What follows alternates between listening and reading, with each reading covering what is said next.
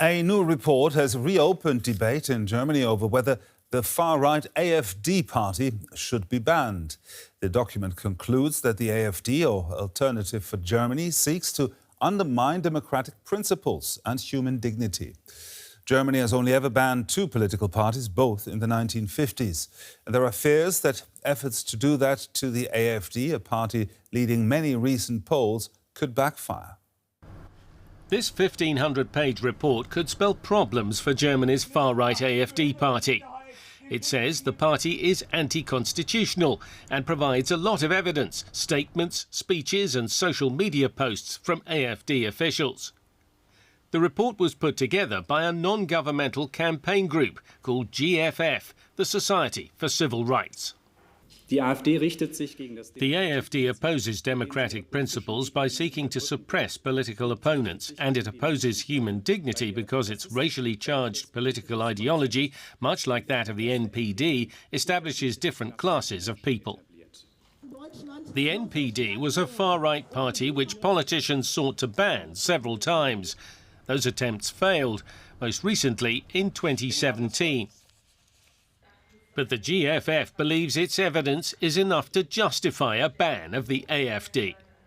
The AfD is unconstitutional under Article 21, paragraph 2 of the Basic Law. Therefore, we believe a valid motion to ban the party would likely be successful. The AfD, Alternative for Germany, has already been declared right-wing extremist by domestic intelligence. And people, including this group of concerned grandmothers, have tried before to start the banning process. Some politicians are now calling for a court review. Of course, that proceeding in front of the Constitutional Court will take years. And of course, even in the case the party is banned, we have to fight the ideology which is behind it, because that will be still in the minds of many people. So it's only one measure. It's a measure to prevent that party taking the power of democratic institutions. A ban could only be initiated by either Parliament or the government. It would doubtless lead to long legal battles, both reasons why it's unlikely anytime soon. So far, the government, and especially Chancellor Friedrich Merz, is not willing to initiate such a process. So I think the political pressure now is growing to act, but I'm not very confident that we will have a majority in the end in the government or in the parliament for initiating that process. Since the AfD is enjoying growing support in polls and at elections, some think moves to shut it down would be unwise. And some fear a ban attempt that fails could even strengthen the far right. And DW political correspondent Simon Young filed that report, and he joins us now from our parliamentary studios there. Simon, from a legal and political standpoint, does this study finally remove this lack of evidence argument that has previously hindered lawmakers from actually pursuing such a ban?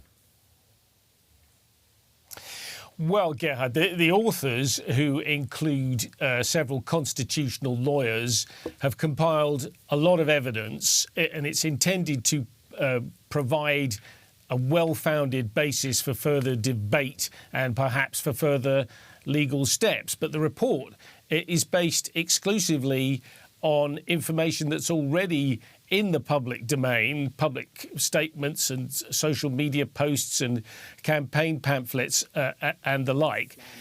So in that sense, I don't think it does change anything about the evidence available to the courts.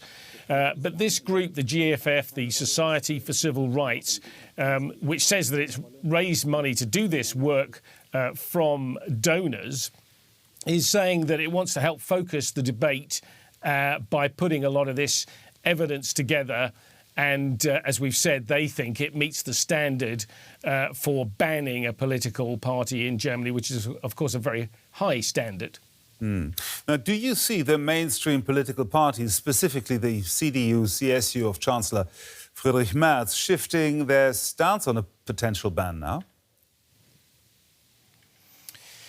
Well, that remains to be seen. The German parliament, the Bundestag, last debated the possibility of banning the AfD in 2025, and there was support for it from members from different parties, but there wasn't any majority. And since the government under Friedrich Merz came into office, very little has actually happened. In the past, the Conservative parties under Chancellor Merz have they've said that the evidence put forward by the intelligence services, for instance, wasn't really sufficient for a ban, and they said they'd rather combat the AfD politically and not allow them to sort of play the victim card and claim that they'd been treated unfairly. It's worth also saying the other government party, the Social Democrats, they do have a sort of process for coming to a conclusion about whether they should apply for a ban, but that moves pretty slowly as well, and we've seen pretty little action in the last few months. Have the AfD reacted at all? Well, yes, they have. The Stefan Brandner, who's one of the deputy leaders of the AfD, he sort of dismissed this, saying that he can't see any basis for it, really. He said that a lot of it was based on sort of AI, and he thought it was just another attempt to attack the AfD.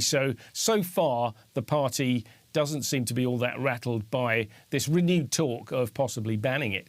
Now, the critics of an AfD ban often warn that it could be perceived as a democratic emergency brake, if you will, that might radicalise the party's base and voters further. How are the risks of a failed attempt at a ban being seen in political Berlin?